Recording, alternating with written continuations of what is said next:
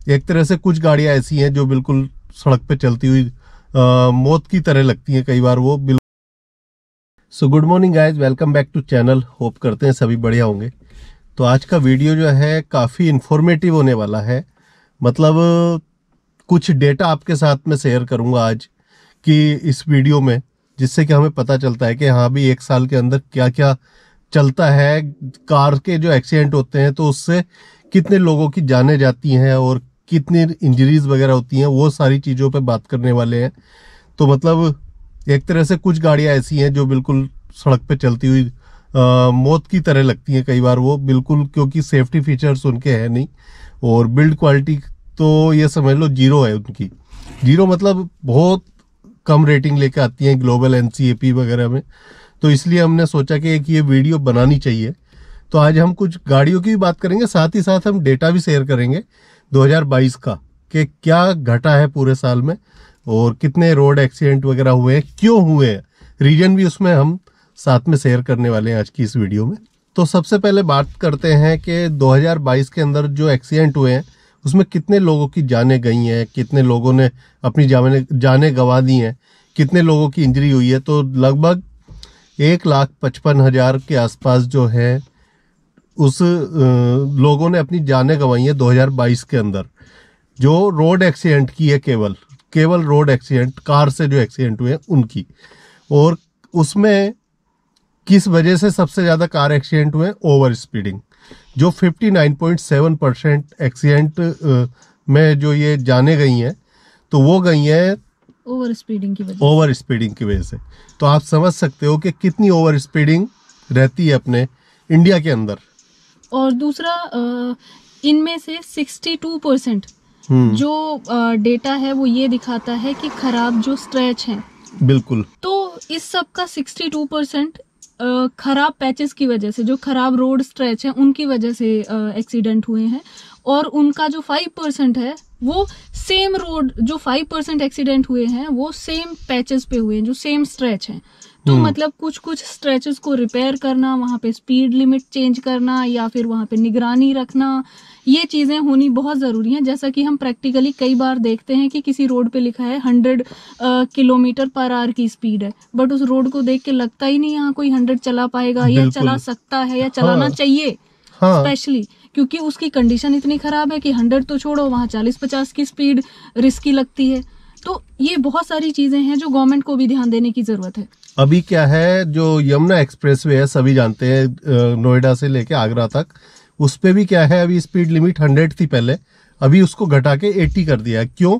क्योंकि north India के अंदर बहुत ज्यादा फॉग रहता है और फॉग की वजह से बहुत सारे एक्सीडेंट होते हैं, तो वहां पे स्पीड लिमिट घटा दी है 15 दिसंबर से। तो देखो ये तो एक एग्जांपल है, ऐसे बहुत सारे रोड्स हैं नॉर्थ इंडिया में स्पेशली, जिन पे सर्दियों के लिए जो फॉग वाला सीजन होता है उसके लिए अलग स्पीड लिमिट होनी चाहिए कि भाई इससे ऊपर आप नहीं चला सकते, क्योंकि उसमें विजिबिलिटी एकदम खत्म हो जाती है और रात में तो बिल्कुल जरा सी दूर आगे का नहीं दिखता। तो उस हिसाब से लिमिट सेट की जानी चाहिए। या जैसे मैंने इधर के साउथ के रोड्स पे भी या वेस्टर्न घाट जो हैं उनके रोड्स पे भी बहुत जगह साइन बोर्ड लगे देखे हैं कि रेन में रोड स्लिपरी हो जाते हैं या विजिबिलिटी कम हो जाती है, तो go slow in the rainy season. तो वैसे साइन बोर्ड्स लगने चाहिए वहां पे भी, और स्पेशली स्पीड लिमिट कम होनी चाहिए।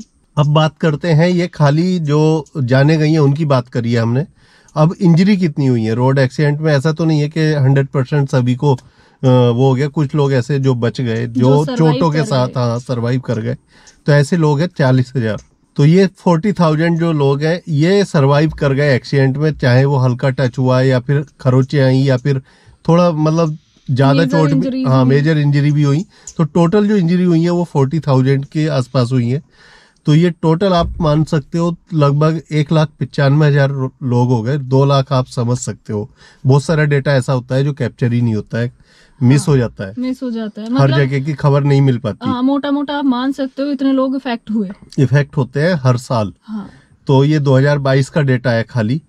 अब देखो इसमें क्या है, ओवर स्पीडिंग तो खैर एक मेजर इशू हो रखा है अपने इंडिया के अंदर, लेकिन साथ साथ ओवर स्पीडिंग कौन सी गाड़ी से आप कर रहे हो उसका भी मैटर पड़ता है।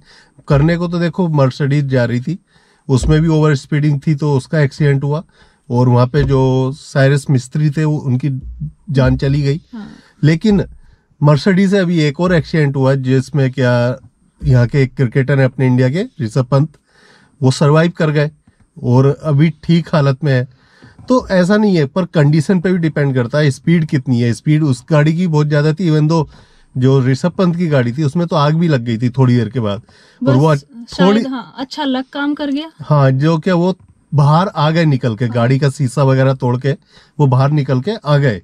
तो जब देखो इतनी बड़ी बड़ी गाड़ियों में इतने बड़े बड़े एक्सीडेंट हो सकते हैं जिसमें जाने भी चली जाती है, तो खैर छोटी गाड़ियों की तो बात ही क्या करें। तो छोटी गाड़ी जिनके पास भी है उन्हें तो और ज्यादा संभल के चलानी पड़ेगी। साथ साथ मैटर करती है देखो बिल्ड क्वालिटी भी। जो कोई भी कुछ भी मान लो आप, ग्लोबल NCAP ऐसे ही तो नहीं बैठा हुआ जो अपनी रेटिंग देता है, किसी मतलब बेस पे ही वो मेजरमेंट करते हैं। और वो जो मेजरमेंट करते हैं वो करते हैं केवल 64 किलोमीटर पर आवर की स्पीड पे। अगर उसको वो और ज्यादा पे करें तो शायद और रेटिंग ना कम आए गाड़ियों की। तो आप समझ लो जब 80 जाओगे तो ऑटोमेटिकली आप ये समझ लो कि और ज्यादा इम्पैक्ट आने वाला है गाड़ी पे। बट कुछ गाड़ियां ऐसी है जैसे कि सलीरियो हो गई, अल्टो हो गई, एस्प्रेसो हो गई, जिनको क्या 0 स्टार मिले हुए हैं और सेफ्टी रेटिंग के नाम पे मतलब 0 है। तो जो इनके ड्राइवर हैं उनको तो और ज्यादा संभलना चाहिए, और ज्यादा मतलब केयरफुली चलाना चाहिए। ओवर स्पीड तो बिल्कुल ही नहीं करें इन गाड़ियों से। स्पेशली स्विफ्ट हो गई, स्विफ्ट को भी कहाँ 1 स्टार मिला हुआ है। इग्निस हो गई, इग्निस का तो अभी सच खुल गया। और उसके अलग और बहुत सारी गाड़ियां, क्विड हो गई या फिर रेडिगो हो गई, तो सेंट्रो हो गई, i10 हो गई। तो इन गाड़ियों पे तो मतलब आपको और ज्यादा संभल के चलाना चाहिए कि भाई ठीक है हमारी गाड़ी की बिल्ड क्वालिटी हल्की है बट हम संभाल के चलाएंगे तो शायद हम मतलब कोई ऐसा हादसा ना हो हमारे साथ में, किसी भी अनहोनी से बच सकते हैं। हाँ।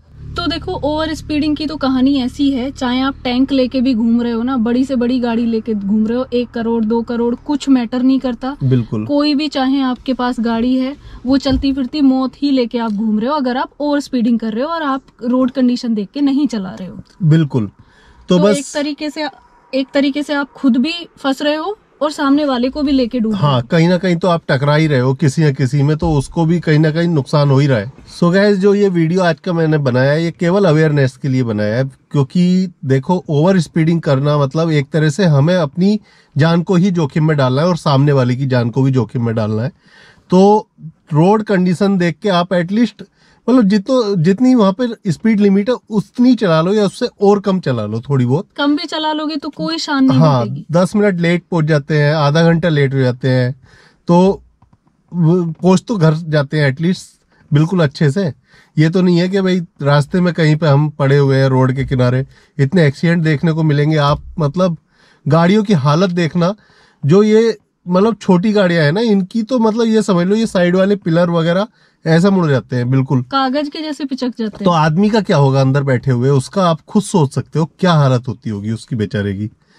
तो इसीलिए मुझे लगा कि ये एक अवेयरनेस के लिए वीडियो बनाना चाहिए और बनाते रहेंगे जब तक मतलब हमें लगता है कि नहीं यार थोड़ा जब नीड लगेगी, जब लगेगा कि भाई हाँ बोलना चाहिए इस टॉपिक पे। बिल्कुल। तो हमने सोचा कि भाई बोलना चाहिए थोड़ा बहुत। 1% लोग भी अगर सुनते हैं और थोड़ा संभलते हैं तो उससे भी फर्क पड़ता है। सो गाइज, होप करता हूँ वीडियो अच्छा लगा होगा, और अच्छा लगा हो तो शेयर जरूर करना आगे अवेयरनेस के लिए। बाकी लाइक और कमेंट करके आप भी बताना कि क्या और कुछ अच्छा किया जा सकता है, सो दैट लोगों को अवेयर भी करें। और बाकी रोड एक्सीडेंट से कैसे कैसे हम बच सकते हैं, तो आप भी आइडियाज देना अपने कमेंट में। मिलते हैं अगले वीडियो में। Till then take care, bye bye.